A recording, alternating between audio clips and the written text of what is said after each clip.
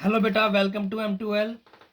जो हम साइंस का पेपर क्लास 10th का कर रहे थे प्री बोर्ड का, उसी को आगे कंटिन्यू करेंगे। ठीक है। और देखेंगे कहाँ हम मिस्टेक करते हैं, कहाँ और किस तरह से आंसर हमें देना है, और क्वेश्चन को किस तरह हम समझ सकते हैं अच्छे से इजीली, वो हम अब आगे कंटिन्यू करेंगे। तो क्वेश्चन नंबर आपका 29 से स्टार्ट करते हैं। 28 तक हम कर चुके थे। क्वेश्चन नंबर 29 पहले हिंदी मीडियम पढ़ रहा हूँ मैं। प्रकाश की दिशा में पादप की अनुक्रिया का वर्णन कीजिए। इंग्लिश में elaborate upon the response of plant towards light.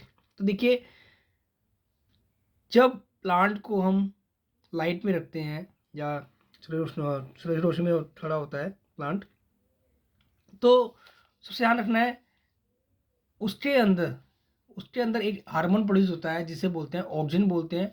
Oxygen produce होगा। ठीक है। अब कहाँ होगा, जैसे प्लांट है तो उसके इस वाले पीछे वाले पार्ट में, जैसे जहाँ लाइट पड़ रही है उसके अपोजिट साइड में ये सिक्रीट होता है, बढ़ता रहता है यहाँ पे। ठीक है। और अपोजिट टू द लाइट जहाँ से पड़ रही है। दूसरा, वो इसको क्या करेगा, ग्रोथ को बढ़ाएगा। इस तरह से ग्रोथ होगी उस तरफ जिस तरफ से लाइट आ रही है। ठीक है। और ये इस तरह से इलोंगेशन में हेल्प करेगा। स्टेम क्या करेगा, स्टेम टुवर्ड द लाइट, जहाँ पे लाइट आ रही है उस तरफ वो बैंड कर जाएगा इस तरह से। ठीक है। इलोंगेट कर देगा सेल को। ठीक है। तो ध्यान रखना दो चीज़ें हैं। पहली तो चीज़ ये है कि भाई ऑक्सीजन हार्मोन लाइट होगी तो ऑक्सीजन हार्मोन सिक्रीट होगा, बनेगा, रिलीज होगा प्लांट के अंदर। और वो क्या होगा, opposite to the light. Light जहाँ से पड़ रही है उसके अपोजिट प्रोड्यूस होगा, और वो उस प्लांट को, स्टेम को बैंड कर देगा, लंबा करेगा उसको। ठीक है। कहाँ पे, उस लाइट सोर्स जहाँ से लाइट आ रही है। तो आपको समझ में आ गया वो क्वेश्चन क्या है, क्या पूछ रहा है वो आपसे, वही पूछ रहा है कि भाई वो कहाँ कैसे कैसे वो प्लांट कैसे रिस्पॉन्ड करता है टुवर्ड्स द लाइट। अगला ऑप्शन है इसी में, हम गर्म भोजन की गंदगी का पता कैसे लगाते हैं, या फिर how do we detect the smell of hot food. बस आप सिंपल है, आप आपने देखा कि भाई आप तो सीधा आंसर लगाओगे कि भाई हमने नाक से सूंघा, नोज से सूंघा, नोस्ट्रल से सूंघा, और हमें पता लग गया कि भाई क्या बन रहा है, मटर पनीर या फिर जो भी चीज़ें हैं, चिकन बन रहा है, कुछ भी बन रहा है। तो आपको ये इसका आंसर नहीं है बेटा।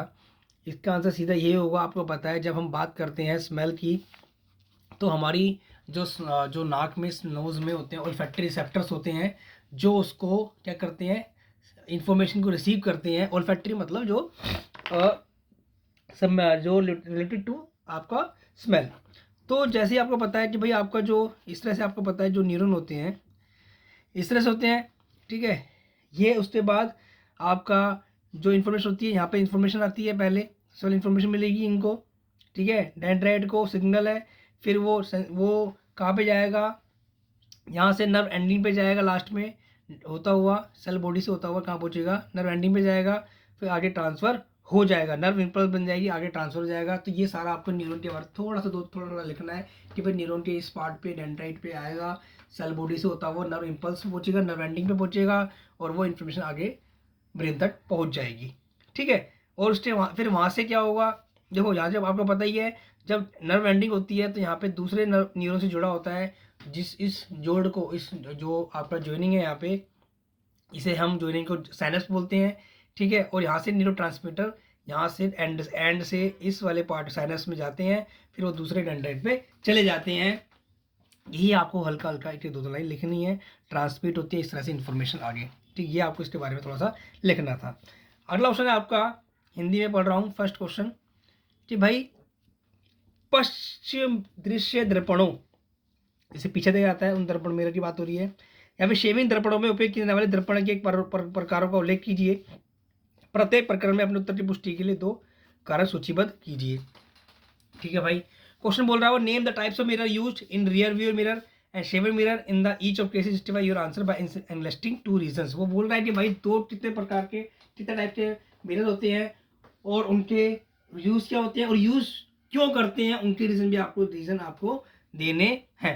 तो देखिए, जो पहला आपका रियर व्यू है, रियर व्यू के लिए आप यूज करते हैं आपका क्या क्या करते हैं, रियर व्यू के लिए हम यूज करते हैं कॉन्वेक्स मिरर। ठीक है। अब क्यों करते हैं कॉन्वेक्स मिरर, अगर हम बात करें आपके रियर व्यू के लिए या पश्चिम दर्पण के लिए, हम यूज करते हैं कॉन्वेक्स, मतलब हो गया आपका उत्तल दर्पण। ठीक है। क्यों, क्योंकि देखो आप मैंने बताया रियर व्यू मतलब पीछे देखने वाला, पश्च मतलब पीछे देखने वाला, तो गाड़ियों में यूज़ होता है। और गाड़ियों में क्या होता है, आप जब शीशा देखते हैं जो लगे होते हैं आप साइडों में, उसमें आपको जो पीछे से व्हीकल आता है बड़ा दिखाई देता है, तो वाइडर व्यू देता है, बड़ा दिखाता है और इमेज को सीधी बनाता है, ठीक है।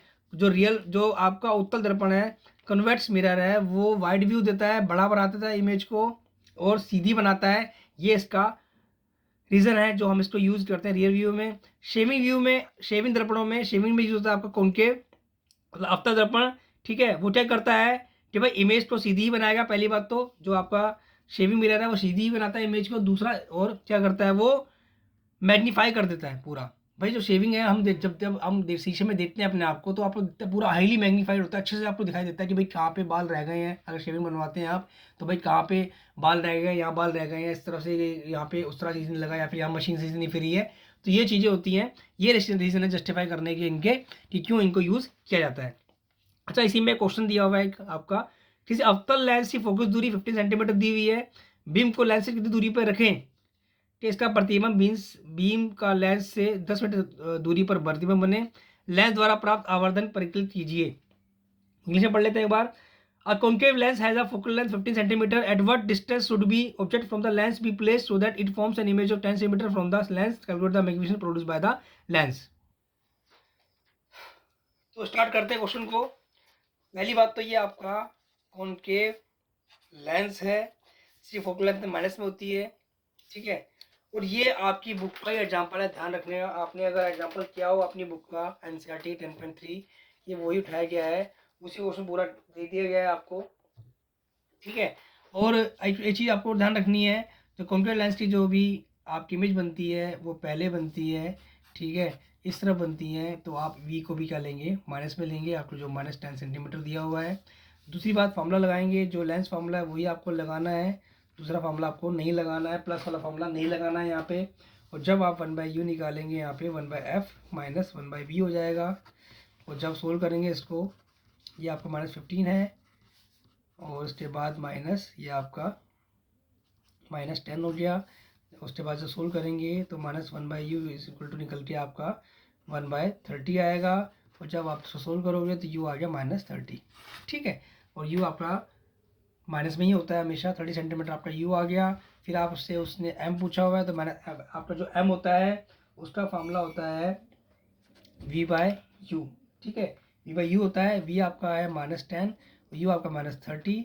जब आप इसे सोल्व करोगे तो 1/3, मतलब ये पॉइंट में आंसर आएगा 0.33 के आसपास। अगर ये 1 होता तो साइज ऑफ ऑब्जेक्ट सेम होता, और ये 1 से कम है तो जो साइज होगा ऑब्जेक्ट का, इमेज का, वो कम होगा, छोटा होगा।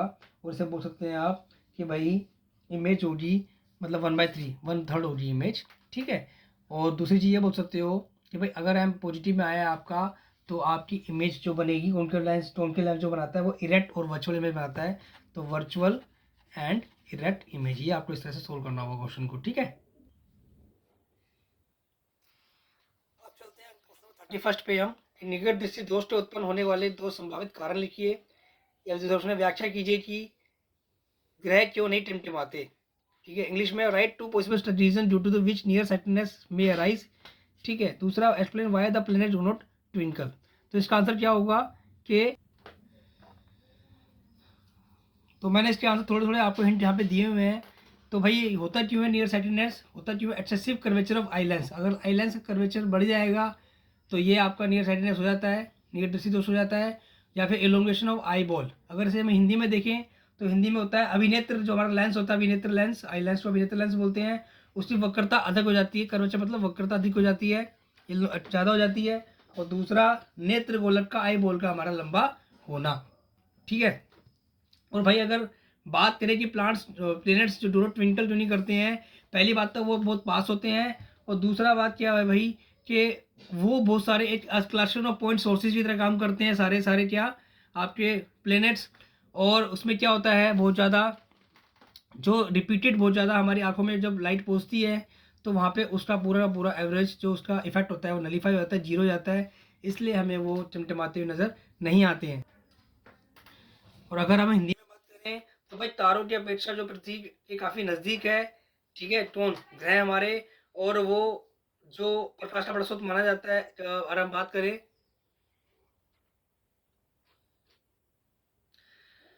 तो हम बात करें तो भाई जो हमारे जो तारे हैं बहुत प्रकाश का स्रोत है, उनसे लाइट निकलती है। दूसरा जो ग्रह हैं हमारे, वो बिंदु स्रोत की तरह काम करते हैं इकट्ठा, है ना। हम बात करें तो बिंदु स्रोतों का संग्रह मानते हैं उनको हम। और हमारी आंखों में जब प्रवेश करता है प्रकाश, मात्रा में कुल परिवर्तन जो होता है, उसका अपवर्तन जो होता है, वो उसका मान, औसत मान 0 हो जाता है। इस कारण हमें डायरेक्ट टिमटिमाते नजर नहीं आते हैं। चलते हैं अगले क्वेश्चन पे हम। जो आपका क्वेश्चन है, घरेलू विद्युत परिपथ में अतिभारण से क्या अभिप्राय है? इसके दो कारणों की विवेचना कीजिए कि भाई अतिभारण क्या होता है। अगर हम बात करें इंग्लिश में क्वेश्चन की, तो भाई इसका मतलब होता है what is meant by overloading in domestic electric circuit, discuss two reason for it.